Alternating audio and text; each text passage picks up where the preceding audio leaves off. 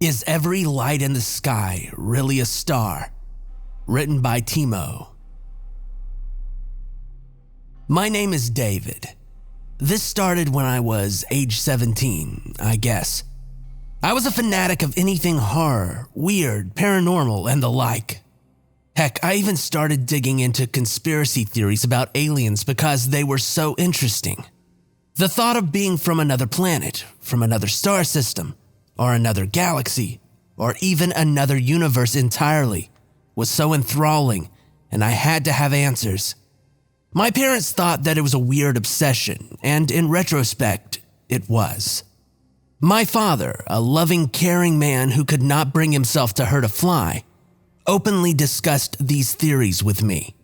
We debated back and forth about the concept of light speed travel, different realities, multiverse theory, extraterrestrials, and even ghosts.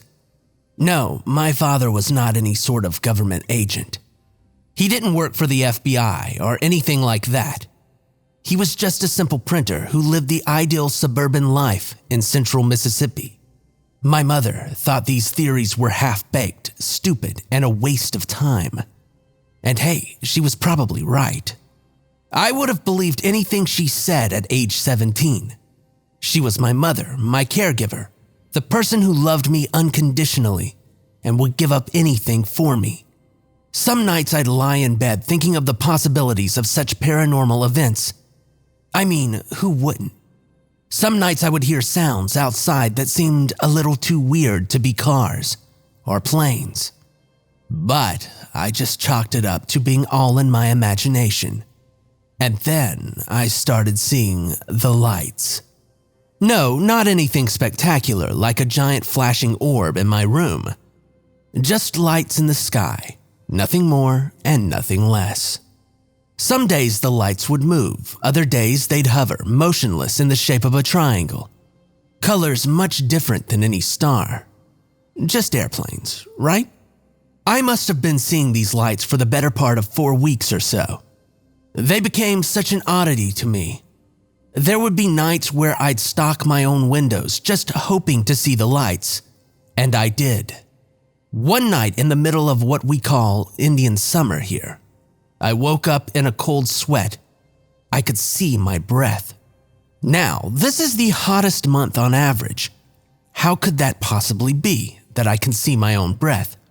I turned the heater in my room on, but it didn't seem to warm anything up. It was unnaturally cold. It was a cold that I had never experienced before. It was like what you imagine the temperature of deep space would be like. An ungodly type of cold. I was freezing, but it didn't seem to harm me. I didn't feel the general feelings of being frozen. Shaking, frostbite, hypothermia, blood freezing, none of that was happening. I couldn't wrap my head around it. Was this a dream? It felt extremely real, but it had to be, right? Managing to pull my focus away from the phenomena, I glanced out my window, and there they were. Those lights. Hovering motionless in the shape of a triangle, colors much different than any star. Much brighter than usual, and they seemed to be getting brighter. I managed to convince myself that this was a dream, and I went back to bed. The dream I had that night was very unusual. It was just a bright white light. Nothing else. No sound, no temperature, nothing. Just white. It felt like I was dead. The dream felt like it went on for years. I had actually convinced myself that I was dead. And then I woke up in the same cold sweat. Although it wasn't freezing in my room. In fact, it was now a bit hot. 6:30 a.m. rolled around and it was time to get ready for school. I got dressed and went into the kitchen to make myself some cereal. My clothes fit a little tighter than usual, but maybe I had just gained some weight. The only thing that I cared about was eating my favorite cereal, Cinnamon Toast Crunch. The weird thing is, it wasn't there. My cereal, which was unopened yesterday, was not there. In fact, I didn't recognize anything in the kitchen. Everything looked more sleek, silver, and high-tech. The refrigerator had a screen in it. It was the craziest thing. Was I really in 1997?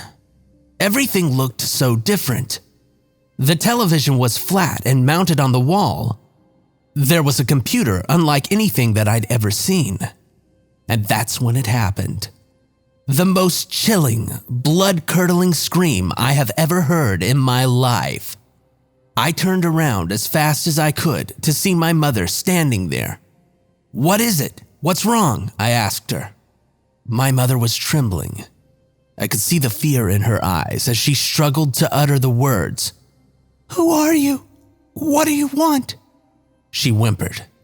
These words sent a chill down my spine. How could she not recognize me?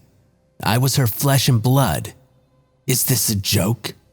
"What do you mean, Mom? It's me, David." Her eyes widened, and then she collapsed.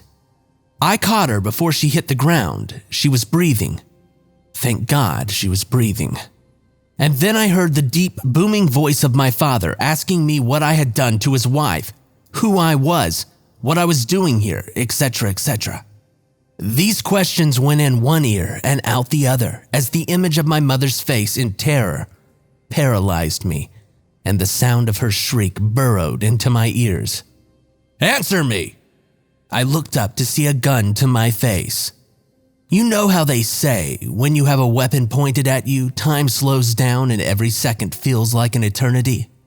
That's a bit of an understatement. I found myself paralyzed with fear. My own father was pointing a gun at me with fear in his eyes. He told me to stand up and I complied. He asked me a series of questions that I could not answer. I was too afraid to speak. My father was pointing a gun at me. My mother was unconscious on the floor, and both of them seemed to not even recognize their own son. I managed to utter a few words as I was shaking with fear. "Dad, it's me, David.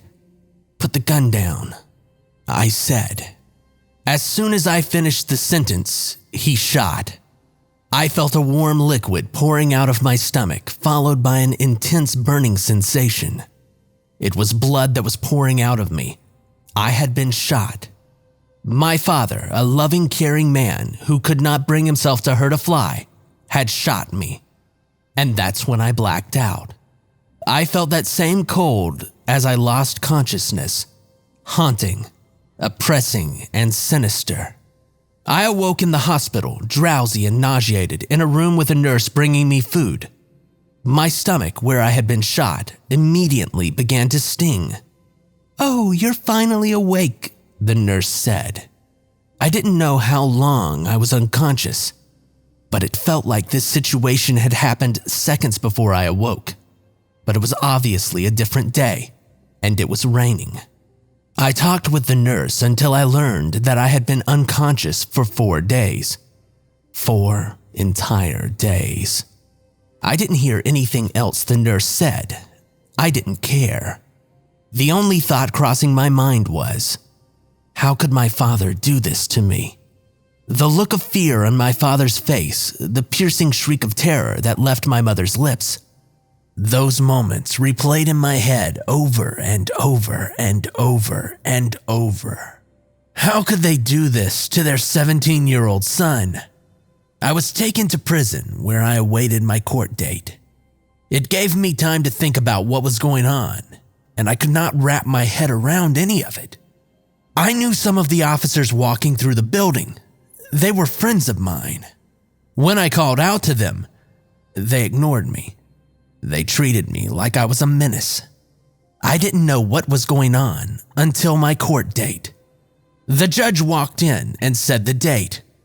September 12th, 2017. Impossible. It's 1997, right? I was in school just the other day, laughing with my friends and learning pointless things that I would never use. Wasn't I? I was too shocked from this information to even speak, until I came back to reality when I was called to the stand. The prosecuting attorney asked me why I was in the house in the first place. I recognized him. He's a colleague of my brother. I told him that I had lived there my entire life. The look on his face was sickening. It was the look you give someone when they're telling you an obviously BS story. No one lives there except for Richard and Christina. How can you say that you've lived there your entire life? Are you pleading insanity? He said. I was dumbfounded. I couldn't believe the words leaving his mouth. This man has known me since I was a child and was now telling me that I didn't live in my own house. I spoke then.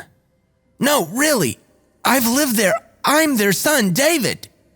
You know me. You're a friend of my brother. I told him. The words that came out of his mouth next still give me chills. Seriously? David has been missing for 22 years and he's presumed dead. The fact that you, a middle-aged man with a scraggly beard, are pretending to be him is sickening. I was too shocked to reply. I said nothing for the rest of the trial. In the end, I was found guilty of breaking and entering, impersonation, and attempted robbery. I was sentenced to 3 years in prison, but I got out in 1 year and 6 months on parole. And that leads us to today, April 11th, 2019. I haven't seen my parents since, and I honestly don't care to. They would probably have me locked up again anyway. I just have one burning question. What happened? In my mind, I'm still 17. But when I look in the mirror, I see an older man. The date on my computer says 2019. I'm apparently 39 years old. I have no tax records, no driver's license. Nothing after the year 1997. What happened and why do I not have any memory of anything from 1998 through 2018? Whenever I try to think about that time, I get a searing migraine worse than even the gunshot. I have nightmares. Nightmares so gruesome that I don't even feel like explaining them. This has gone on for way too long anyway, so I might make a further post about my nightmares specifically. I don't know. I've never been good with computers, and I've only found out about this website about 2 months ago from a coworker, and I thought that I would share my story. Hopefully, I'll get some answers. So if you're listening to this, please give me any of your thoughts. Anyway, thanks. Sincerely, David.